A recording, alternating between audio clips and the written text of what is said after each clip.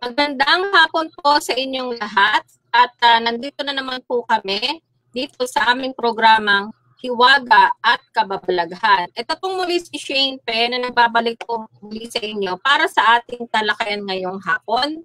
At ang topic po natin ngayon ay tungkol po sa Feng Shui na pwede po niyo itanong kay Madam Suzette Arandela. Ito po ay part 2, continuation po ito dun sa nakaraan po nating last week na Feng Shui din po at Fortune Teller. Okay? So, Madam Suzette, pwede po kayong bumati sa ating mga manonood po ngayon. Magandang hapon sa inyong lahat, especially sa ating mga viewers. Okay. By the way, si Madam Suzette po pala ay International Psychic and Feng Shui Consultant. Okay? So, ang tatalakayin po natin ngayon ay tungkol po sa Feng Shui.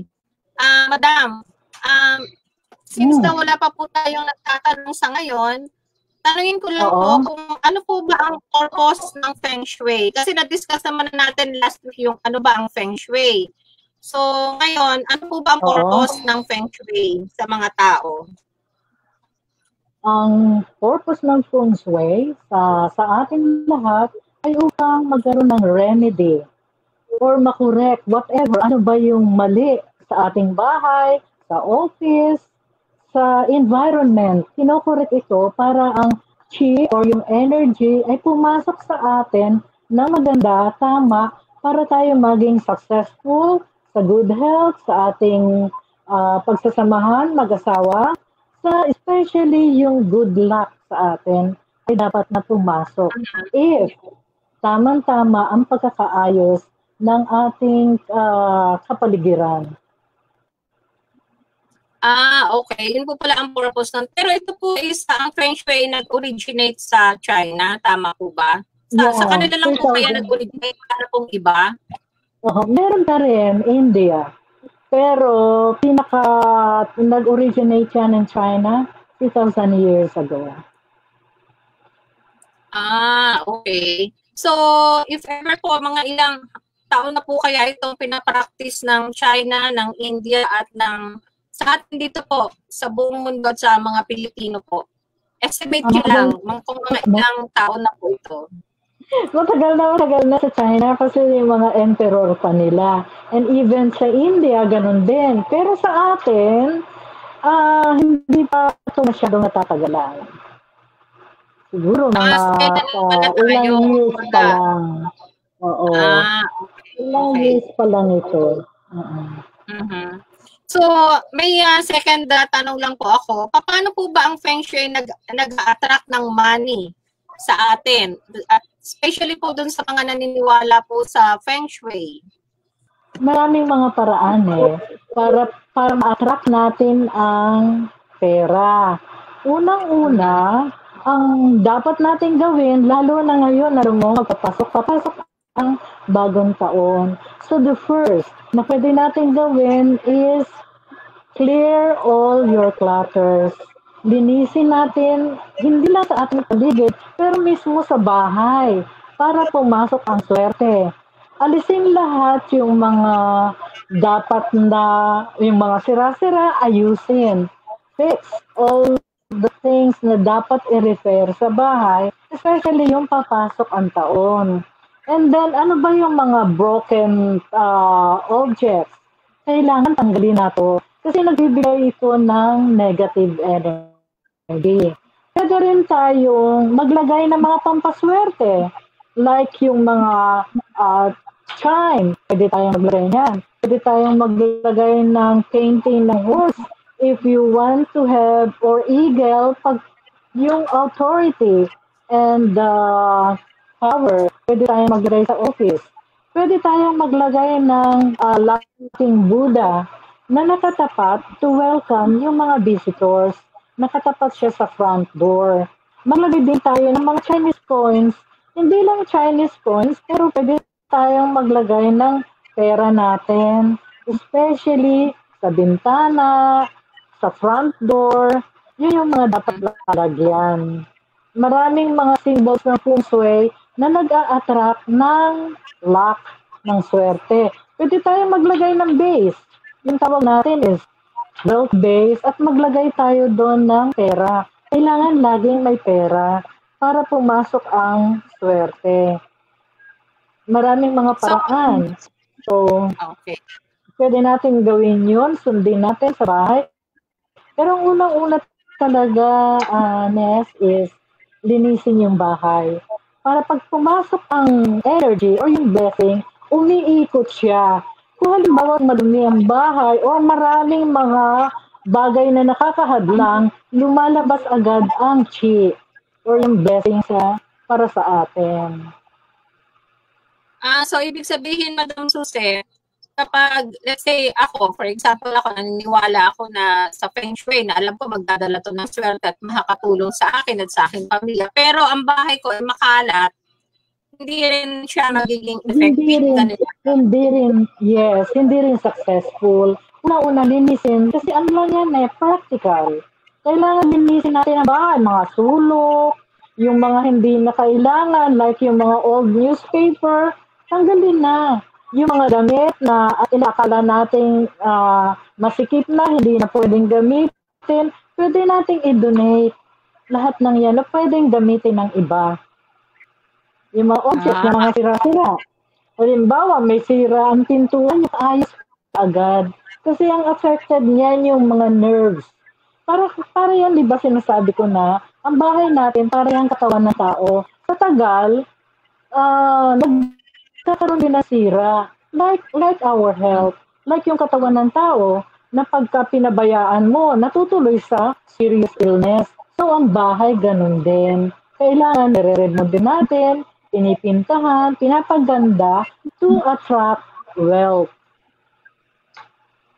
Okay. So, ibig sabihin, lahat ng sira, mapagamit man sa loob ng bahay, sa labas ng bahay, kailangan talaga ayusin. Lalo na siguro kung yung basag na salamin, Madam Suzette, minsan kasi di ba nanghihinahin pa tayo, kailangan pa natin ayusin yun. So pag gano'n, kailangan na rin itapon. Oo, yung talaga, yung iba kasi, yung iba nanghihinayang. Halimbawa, nasira yung base, nabasag yung base, pinapagtagpi, nilalagyan, no, don't do that. Itapon na ninyo. Kasi may crack pa rin, kagaya ng mga baso, may crack, itapon na. Bumili na lang ng bago. Marami mga mura na pwedeng gawin natin, baguhin, bilhin. Especially yung papasok ang New Year, mas maganda. Okay. So, yun pala. So, sana na marami napulot ang mga televiewers natin, Madam Suzette, sa iyong mga advice regarding dito sa Feng Shui. Meron pala tayong dalawa pang katanungan dito, Madam. Ito galing kay Lainani Loricio. Kami di makapunsoy kasi kalat ang gamit ng asawa ko. Hindi raw siya makapunsoy kasi kalat daw yung gamit ng asawa niya, Madam. So, kailangan niya ayusin na lang siya. Ayusin na to, kung kasi na isang lugar, kahit isang corner, doon niya pagsama-samahin ang gamit ng kanyang asawa. Kailangan pag pumasok sa pintuan, ang chi o yung energy, wala siyang hindi tatalbog. I mean, walang nakaharang. So, ilagay sa mga tabi para pag pumasok ang lock sa atin, umiikot siya. Tumutuloy-tuloy. At kung may second floor yung bahay, tuloy-tuloy din siyang papasok yung energy. Okay. So, sana nasagot ni Madam Suzette Arandela, Miss Layla, ang iyong katanungan. Galing naman ito kay Princess Barbie Darcy. Madam Suzette, pa-shoutout muna. Ito palang katanungan ko. Ano ang mabisang Feng Shui para sa good luck, fortune, and fortune? Galing kay Princess Barbie Darcy. Marami naman halos lahat naman. Yung mga fortune, mga symbols, lahat yun nagbibigay ng luck. Pero para sa akin, mas maganda kung naglalagay kayo ng pera sa pintuan, mga coins lang, walo-walo, sa bintana, kasi ito, nagyayaya ito ng swerte.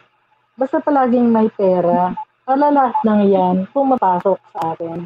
Saka talagang gawing malinis lahat, ang paligid. Paglagay kayo ng kailangan maliwanag sa gabi, lagyan ng ilaw yung inyong main door. Kailangan kasi maliwanag eh. Hindi siya madilim. So, kailangan pala, yung pinaka-entrance door natin, kailangan maliwanag. Hindi siya dapat madilim o patay. Paano ulit sa Kailangan utility? maliwanag. Pwede dapat Oo. palagi yung ilaw. So, hindi kailangan yun. Meron Kailangan maliwanag. Meron namang mga, kailangan maliwanag. Merong mga night light, basta merong konting liwanag, okay lang. No? Yung pathway, kailangan wala din siyang naka-block. Basta kailangan malinis yung papasok papunta sa main door. Yun ang unahin ninyo kasi yan yung papasukan. Yan yung door papasukan ng lock. Mm-hmm. Okay. So, paano kung let's say, ang mag-asawa, for example, sabihin natin, madam, is yung babae naniniwala, yung lalaki hindi naniniwala. Tapos si babae, syempre, since naniniwala siya, gumagamit siya ng mga pampa-attract, ng pera, ng wealth. Ito ba is merong, kumbaga merong parang, ano bang tawag dito? Kasi syempre nagkokontra silang dalawang mag-asawa, yung isa naniniwala, yung isa hindi eh. Ano ang magiging resulta nito? Papasok din pa rin ba ang swerte o kumbaga parang hindi kasi yung isa hindi naniniwala? Hindi naman. Kailangan lang paliwanagan niyang mabuti yung kanyang asawa na ito naman is for the good of the family. Pagka pumasok ang swerte, syempre magbe-benefit hindi lang ang asawa, pati mga anak. So, kailangan kausapin niyang mabuti, ipaliwanag niya kung ano ang meaning. Kasi baka mamaya, kaya kumukontra ang asawa, hindi niya naiintindihan ang meaning ng mga symbols na yon. And I don't think na pagka ikaw ay asawa at gusto mo rin umunlad, papayag ka rin dun sa asawa mo. Wag na yung sigurong iba. Kasi yung iba, depende sa religion. Depende. Pero kasi ang feng shui, hindi yan sakop ang, kumbaga sa religion, para lahat yan eh. Para sa lahat, for the good of everybody. Hindi lang sa Chinese, hindi lang sa Pilipino, lahat yan. At lahat naman yan nare-recognize na sa buong mundo. Sumusunod sila.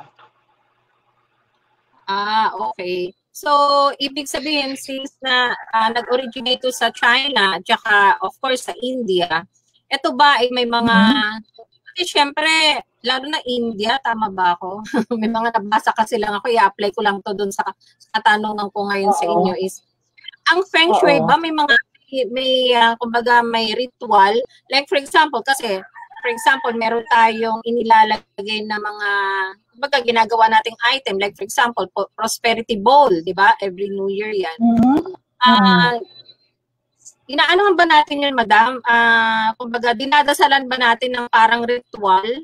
Or as is lang siya? Pag ginawa mo, ayan na, ilalagay mo na lang dun sa certain location kung saan siya. Like, kung prosperity bowl, syempre ilalagay mo sa living room, nakatapat, malapit sa may entrance door.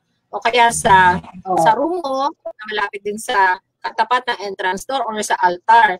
Iyan ba, ginagawa natin ng ritual o pagkagawa is as is, ganun na, nag-a-attract na kaagad siya ng wealth, ng abundance, prosperity, so forth and so on. Oo. Depende kasi yung ritual kasi may dasal. Oo. Pero pagka naglagay ka ng prosperity bowl at nasa right direction, yun yung nag-i-enhance na yun. Basta nasa tamang lugar, nasa tamang direction, yung prosperity bowl na ilalagay mo. So, pwede rin kung sino, halimbawa, gusto mong magkaroon ka ng ritual or magkaroon ka ng chanting, pwede naman yun. It doesn't matter. Whether merong chanting or wala, basta ilalagay mo din doon. Pero siguro mas maganda na sana magbigay ka ng maraming swerte sa amin. Di ba? Positive words ang sasabihin. Ganun lang. Okay. So, may, since dadalaw pa lang, madam, ang nagtatanong sa atin, meron ba kayong mga, let's say, for example, tips sa ating mga manonood? Ano yung pwede nilang gawin? Ito is combination na ng pampaswerte at syempre yung Feng Shui na pinag-uusapan natin ngayon. Ano yung pwede nilang gawin bago sumapit ang bagong taon? Kasi, syempre, yung iba, nagpe-prepare na yan para syempre yung 2021 kasi itong 2020 natin hindi ganun kaganda. the whole year dahil nga dito sa pandemic. Pero yung 2021, paano nila sasalubungin yun na magiging abundance, maging maswerte, prosperity ang kanilang pamilya? May mga suggestion po ba pwede nilang gawin? Kagaya na sinabi ko kanina, na yung mga ngayon pa lamang na malapit-lapit na ang Christmas and then malapit na rin ang New Year, umpisahan na maglinis ng bahay. Itapon na lahat talaga yung mga gamit na talagang hindi na talaga pwede. Nabubulok na. Kung mga sira-sira na, huwag na para maging maayos. At maglagay na make your home attractive. Hindi naman, kung wala ka namang ibibili para maging attractive, marami naman mga dating gamit ninyo na pwedeng maging attractive ang bahay. Like, maglagay ng something red para positive ang result. Less ninyo yung paglalagay ng black sa bahay. Less ninyo, especially Christmas is coming and New Year. More of, kailangan masayang-saya yung bahay natin.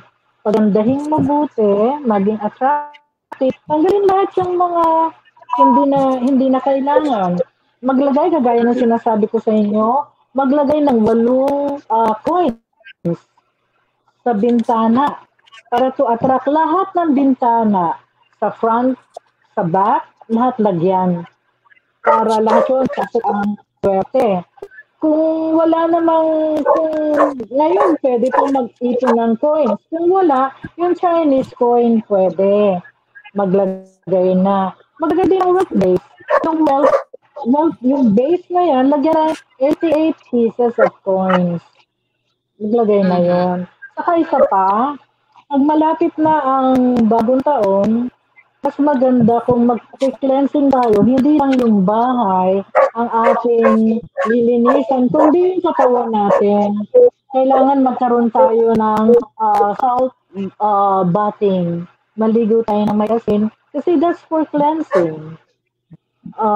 Isa yon para magyaya ng swerte sa atin. Kung halimbawa nawala ng trabaho, nagkaroon ng sakit na hindi naman masyadong serious, then kahit serious, pwede tayong maglinis ng katawan natin by salt bathing. And then, isa pa, maglagay kayo ng, sinabi ko na ito noon ng part 1, na maglagay ng asin sa front door. Kasi pang-alis ng malas. Nasa bote siya, punuin, dapat naka-open, and then ilagay siya sa dalawang side ng door. So, para mawala yung malas. Okay. So, what about naman, Madam, yung, for example, may nabasa rin ako dito, base dito sa yung sa yung magazine. Actually, ito. Oo. Magazine, Madam Suse 2020. May nabasa ako dito na pag bagong taon, kailangan mong maglagay yung mga lucky plants outside your door, like bamboo, jade plants, or fortune plants. And then may pangalawa akong tanong, ang fortune plants ba, kailangan bang outside lang ba siya?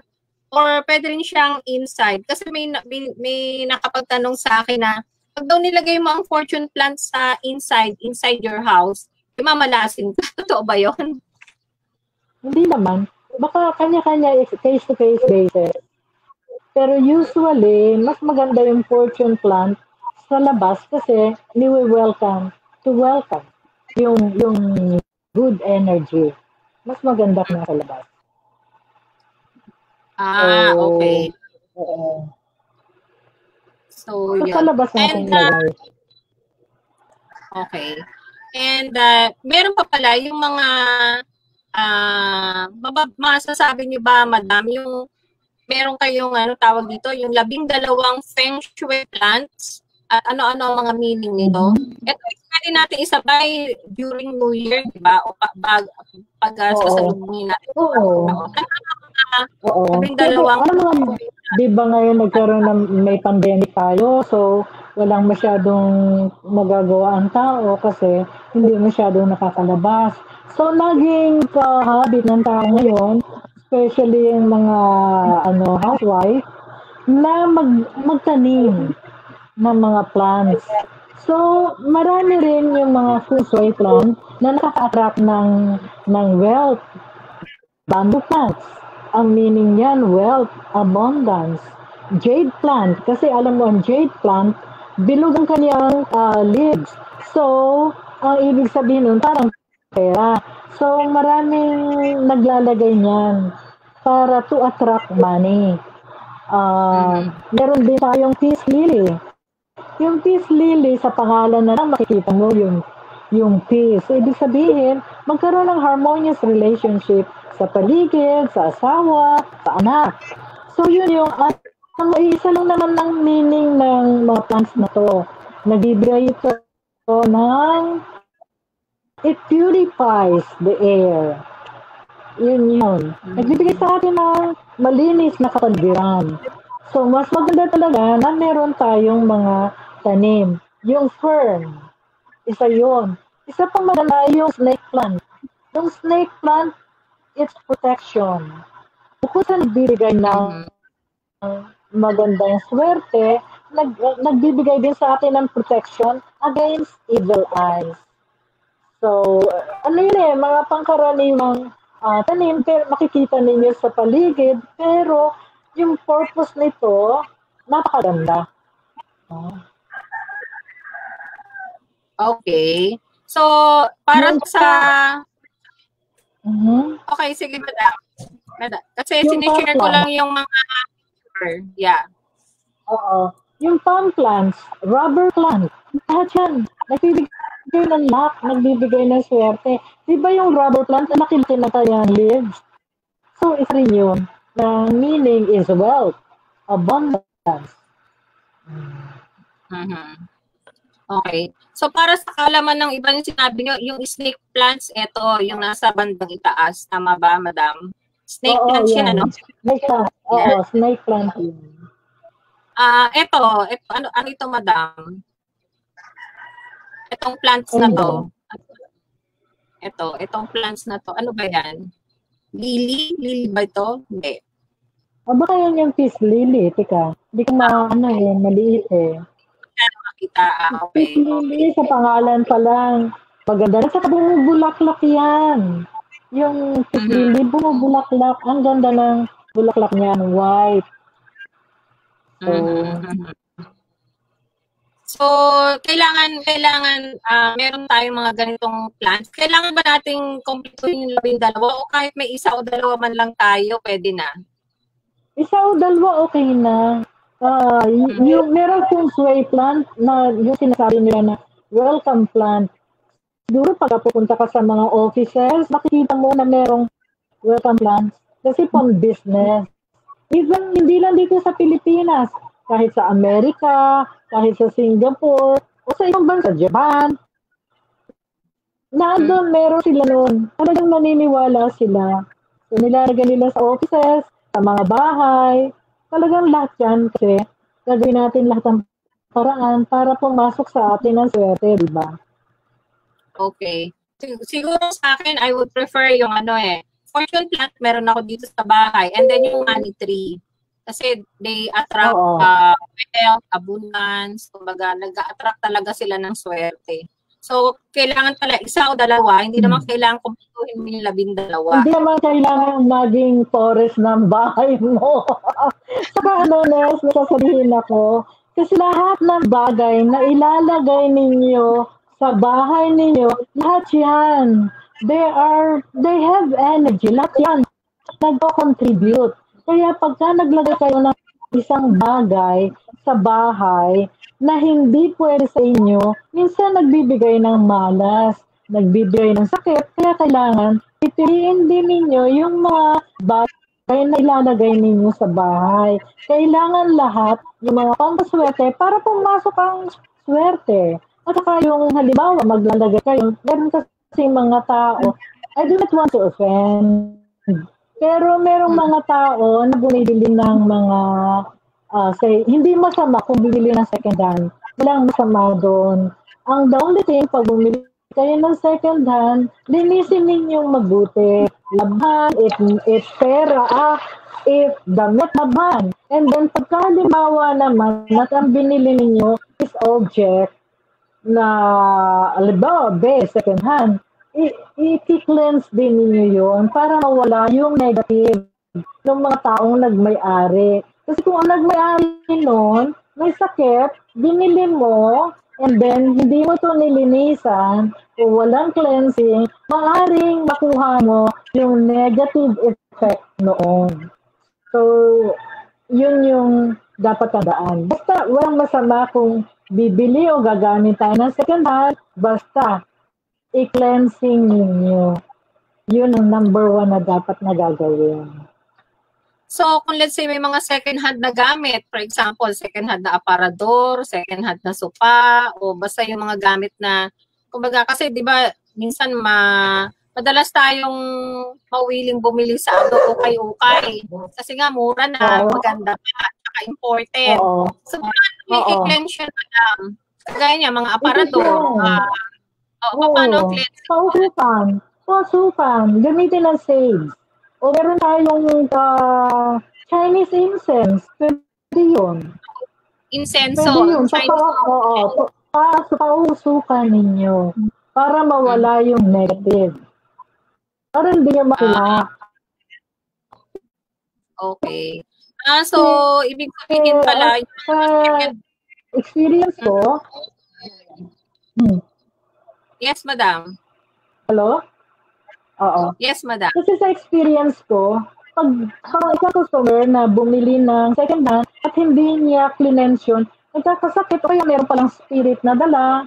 Mga jewelries, gano'n, di ba? May mga accessories, jewelries, di ba ginamit yun ng ibang tao, nakadikit sa ating mga katawan or sa ating arms, lilinisin din yun. One way na paglilinis, ibabad mo sa tubig na may asin. And then, stay there for 24 hours kung mga jewelries. Pwede yun. Ito paano, madam, kung mga damit? For example, kagaya nung share ko lang yung experience ng father ko nung nabubuhay pa siya. Nakwento lang to ng mother ko na nakabili sila kasi ng jacket may ukay. Magandang jacket siya kasi imported, made in USA. And then, pag ginagamit nung father ko, lalo na sa pagtulog, siguro baka malamig, kaya ginagamit niya, ang lagi niya napapanaginipan, pumapatay siya. Bakit ganun? Maaring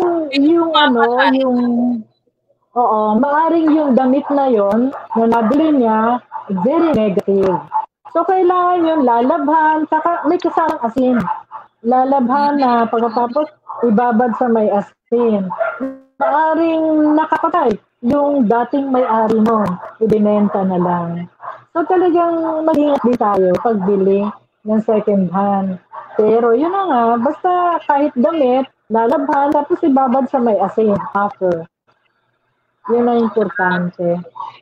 Para ma-cleanse siya. So, bali 24 hours din yun, madam. So, ibig sabihin, mga ukay-ukay na gamit na nabili natin, lalo na kung damit, di ba, shorts, o basta yung sinusuot natin, 24 hours na ibababad natin sa sabon na may asin. At saka, isa pa, paano kung may sakit? Kung halimbawa may skin disease. So, kailangan talaga, linis lang. Linis lang mabuti. Yun ang importante. Okay. What about naman, madam, yung mga, for example, mga bracelet, feng shui bracelet? Ano masasabi nyo doon? Kasi it attracts sa wealth, money, di ba? Abundance din siya.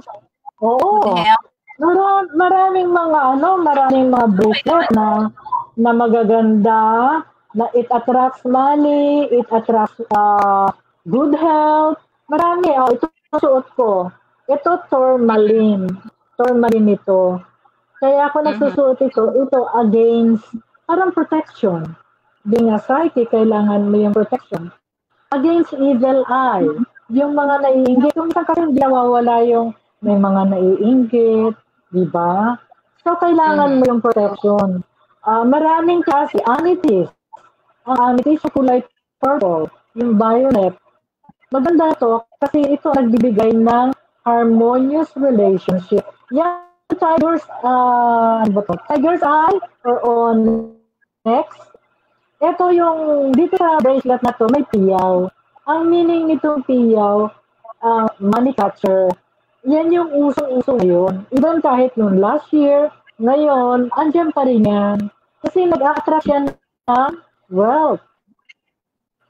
Pag sinuot mo, kumukuha siya ng pera. Tiger eye, yung mga tiger's eye, pagka halimbawa mag-o-open ka ng tindahan, ng business, pwede ka magsuot ng tiger's eye. And kung may piyaw, maganda rin kasi, tiger's eye. Citrine. Yung citrine, ano yan? Yellow. Pero yun, ang meaning nun is common. Pampasok na swerte. Pagkuha ng maraming pera. Okay. So, kagaya nito, madam, itong picture na to, anong ano nito? Di ba bracelet into pang feng shui? Oo.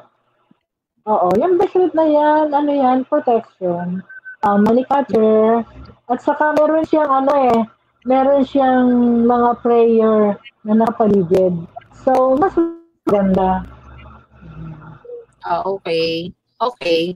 So, ayan, may mga nag-question na sa atin ngayon, madam. Basahin ko lang, galing kay Diyos Manuel. Kailan ko po matatagpuan ang dawan? Kailan daw niya matatagpuan ang kanyang dawan? Kay Diyos Manuel. Birthday niya. Yes, madam. Birthday niya. Walang nakalagay. So, Diyos Manuel, pakilagay yung birthday mo para masabi ni Madam Suzette kung matatagpuan mo na ang dawan for the year 2021. Okay? Ngayon, galing kay Emily Canendo Batayen. Hindi, hi po, pa-shout out po, madam. Ayan, na-shout out na kita. Ayan, na-shout out na kita, Emily. So far, wala pa masyadong nagtatanong, madam. So, ang tanong ko lang, regarding dun sa Feng Shui bracelet, yung bang nabibili sa mga Binondo, madam, kailangan pa rin ba yung ano? Kasi diba, pag bumili ka sa Binondo, merong yung parang yung nakalagay sa gano'n na bowl na parang metal, brass. Ginaganon. Kini-cleanse yun. That's for cleansing. That's for cleansing kasi di ba pag bumili ka, kahit saan lugar naman, kahit sa pin, di ba syempre maraming humihito niyan. Paano kung pag humito, may negative pala, merong sakit, merong negative ang attitude, makukuha din yun. So kailangan yun i-cleanse. Cleansing din ang kailangan bago mo isuot. Para ka bumili ng damit na kailangan talagang lilinisan muna. Okay. So, tsaka yung pala, pag sa mga bracelet, ang alam ko, madam, is kailangan yung susuotin mo is ayon dun sa birthday mo. Birthday? Diba? Tinatanong kasi nila bakit tinatanong nila ayon sa birthday? Hindi ka pwede pumili ng lang. Pwede ka rin. Alam mo, dapat yung focus ng ano.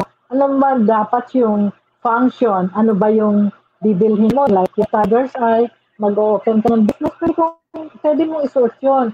Pero yung iba talaga, mas maganda kung naka-pattern sa birthday. Kasi ibig sabihin nun, yun yung personal na talagang kanyang birthday na talagang tamang-tama sa kanya. Mas maganda yun. Sasabihin naman yun kung sa'yo, consultant. Pero yon, yung bracelet na yon, to let's say binili mo for example sa ungpin. Ano yun? Every year ba kailangan mo ipa-cleanse or kahit hindi na?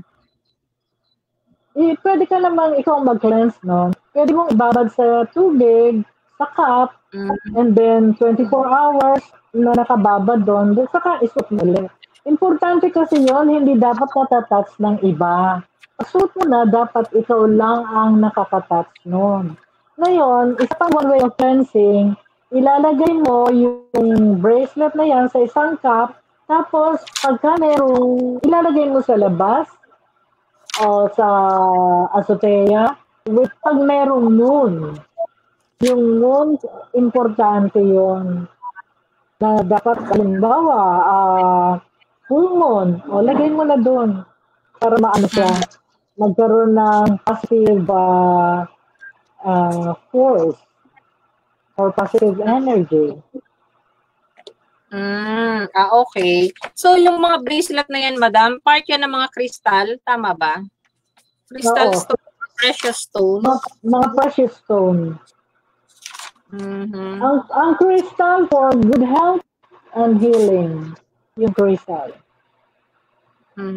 Kasi base dito sa sinulat yung magazine, meron ditong iba't ibang klaseng kristal. Meron ditong clear quartz, merong chrysocolla, may amethyst, may agate, agate o agate? No, agate. Ayan. Agate. Yan. Agate. Yan, oo. So, iba't iba mga function nito. Itong mga crystal nito, meron pa ditong quartz, may rose quartz, may aragon. Yung rose quartz, ayan, sino ba yung naghahanap ng loved one? Magsuot ng rose quartz. Kay Dr. Manuel. Oo. Kailangan magsuot siya. Maganda yan. Ang kulay niyan, pink. Pink ang kulay.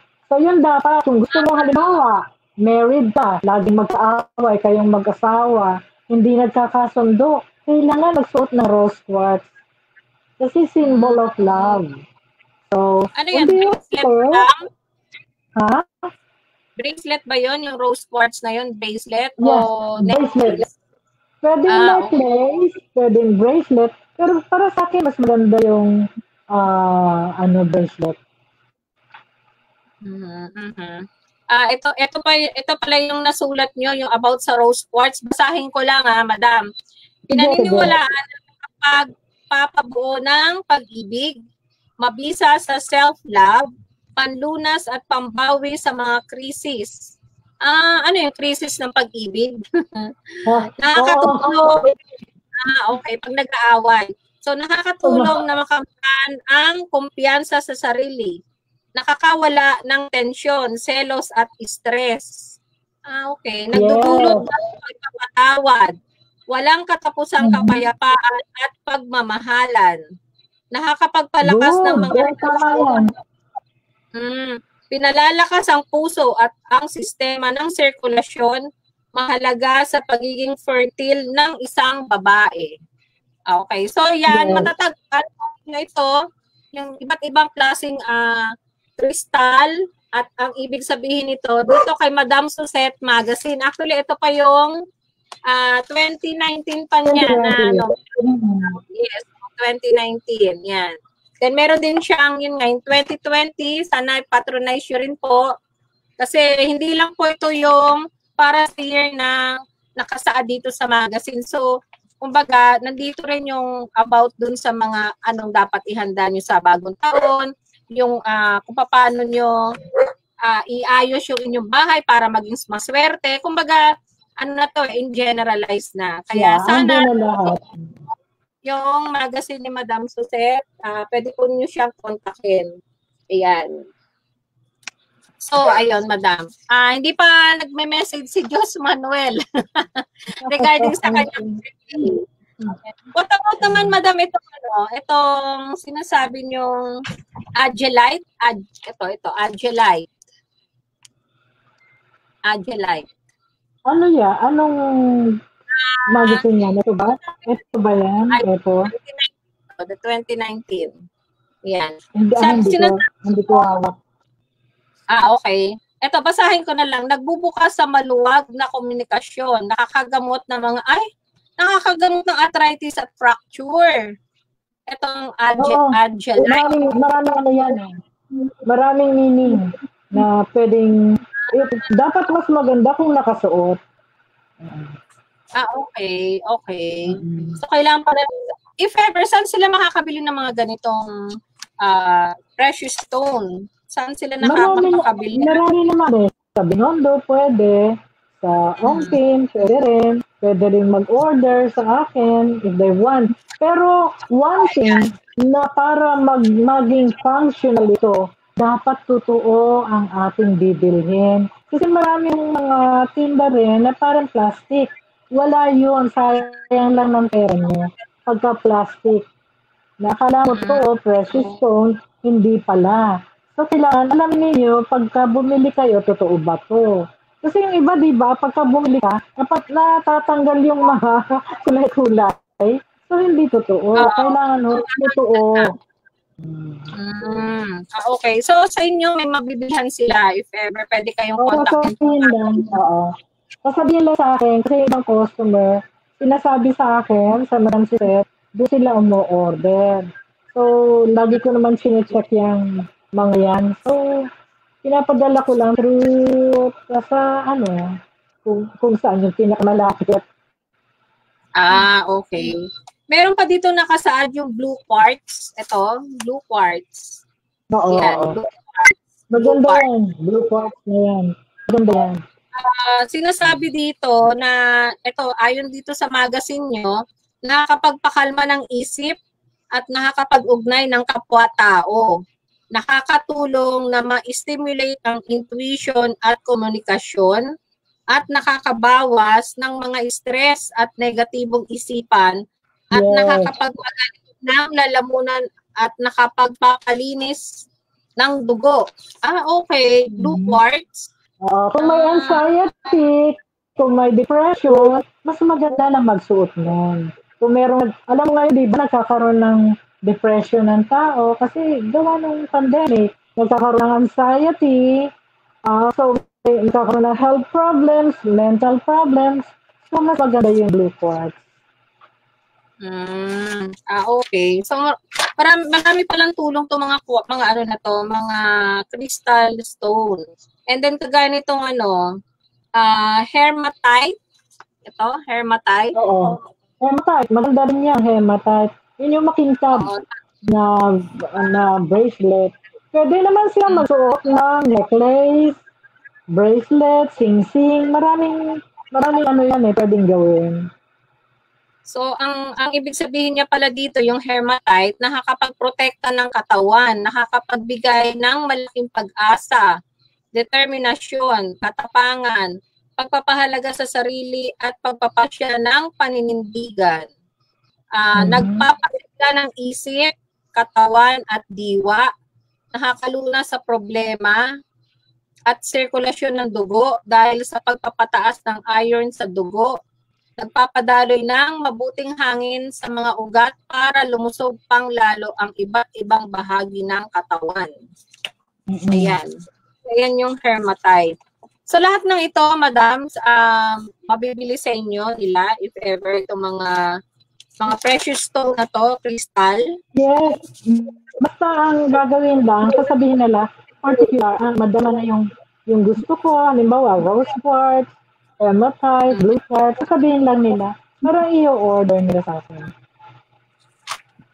Okay. So ayan mga televiewers, kung sino may gusto, pwede rin kayo mag-order kay Madam Suzette Arandela ng mga precious stone na ito, yung napag-usapan natin ngayong hapon, para sa pampaswerte. So ito is, kumbaga, para magkaroon ng abundance, attracts wealth, at saka rin sa inyong mga, kumbaga, sa inyong mga kalusugan. Yes, so, good health. Good health. Malaki ang naitutulong nito. So, kukontakin nyo lang si Madam Suzette. Anyway, babanggitin naman ni Madam Suzette mamaya kung saan siya pwedeng kontakin at saka dun sa kanyang social media account. May mga ilang questions lang ako, Madam, kasi wala pang nag-question sa mga viewers natin. Wala pang nag-question na iba pa. Dito kasi sa magazine nyo, meron dito, gusto ko nang itanong, no? Kasi nung ko pa to gustong itanong sa inyo regarding dito sa Pampabuenas. Feng Shui to actually. Feng Shui. Meron kayong isinulat dito na, halimbawa, 1985 ang birth year mo. Ang huling dalawang numero nito ay 8 at 5. Kaya i-add o pagsamahin ang halaga ng dalawang numero. So tapos i-add ang numerong sagot nito. So yung kung A plus 5, that is 13. Tapos i-add mo nito ay 1 plus 3 equals 4. Ang kuha number ng 1985 ay 4. Paano ba yun, madam? Titingnan nila yung kanilang year? Oo, kailangan yun. Yung year, importante. Importante yun eh, yung year. Tapos titingnan nila yung meaning. Nandun kasi ang meaning eh. Nandiyan yung meaning, di ba? Meaning? So, if ever, for example, sa akin, 70. 7 plus 0, 7. 7. 7. Tapos, i-add ang numerong sagot nito. So, 7. Paano yun? Wala nang i-add. 7. Wala na, kasi 7 na. Yun na 7. Yun yung kuha mo. 7. Yun na yung number. Ano ba ibig sabihin ng madam? Ano ba yung number natin? Nandun kasi yung mga right direction mo na andon. Yun yung titingnan mong mabuti. Saan ba yung dapat nakalagay yung halimbawa sa bahay mo? Ano yung right direction? Lahat yan, maraming meaning ang kuha number. So yan yung kuha. So kagaya sa akin 7 siya. So yan yung kuha number ko na dapat lahat ng mga lahat ng mga gamit ko naka siya. Paano mo lalaman kung saang direction siya tama? Tingnan mo doon yung bagwa. Meron tayong bagwa map eh. Doon mo makikita. Meron tayong bagwa map. Ang kung napaka-lawak ng very broad. Very broad. Kaya ang hirap yung pinag-aaralan talaga yung mabuti. Yung bagwa map. So, very broad yan. So, dapat pagka nag-take up tayo ng feng shui, dapat isa-isa. Kasi lahat yan dapat ini-isa-isa from the very start. Kasi malilito na lang mga tao. May mga recitation, halimbawa, yung master's bedroom. Di ba kaya may libro eh? Iba-iba. Master's bedroom, ano ba yung kitchen, lahat yun, parts on the house. So, isa-isa yung tinitake up. And it will take a long, long time bago na kayo masakal. Kasi libro yan. Napaka-broad. Siguro yung sa mga susunod natin iti-take up, pwede siguro ito, madam. Kaya lang siguro yung... Isa lang topic, dapat. For 1 hour, isang topic lang. By next year natin ito i-up. Kasi hindi ng tao yan eh. Yes, oo. Kasi yung sa susunod nyo, that is, I think, yung susunod yung guesting is December 23. Ang itatakal naman natin doon is about yung mga masiswerteng pagkain na dapat ihanda for the year 2021. Yeah, yung preparation for 2021. Oo. So, ayan. So, hindi pa nag-message tong si Dos at ilan lang kasi yung mga nag-message sa akin. Sabihin mo sa kanya, mas maganda kung magsusuot na siya ng rose quartz para to attract love. Rose quartz. Rose quartz. Okay. So para ito nga daw, pinaniniwala na nakapagpapabuo ng pag-ibig. Mabisa sa self-love. Yan. So Diyos, kontakin mo si Madam para mabigyan ka nitong rose quartz. Okay? So, ayan. So, Madam, meron pa kayong gustong maidagdag sa kanila dun sa mga topic na diniscuss natin ngayon about Feng Shui? Yun na. So, dapat mas-prepare tayo for the coming 2021. Yun ang ating sigurong pag-uusapan.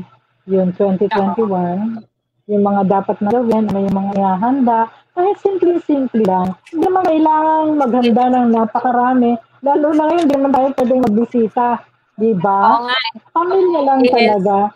So, very simple. Okay na yun. Importante na ito konti. Kahit paano. Kahit mga 2 minuto lang, diba, Madam? Para lang ma-celebrate. Meron pagkasaluhan ng family. So, ayan. So Madam, baka meron po kayong any parting words at saka kung saan kayo pwedeng kontakin Kasi ilang minuto na lang, mga 5 minutes na lang po tayo, matatapos na tayo. Baka meron po kayong gustong sabihin sa kanila. Tsaka kung saan kayo pwedeng kontakin sa media account. Yeah. Pwede akong kontakin sa aking FB, Madam Suzette, kasi lagi ko yan sinecheck. Even yung aking Suzette Randera, pwede rin dong kontakin, kaya lang naka-private ako. Yung Madam Suzette, open yun for public.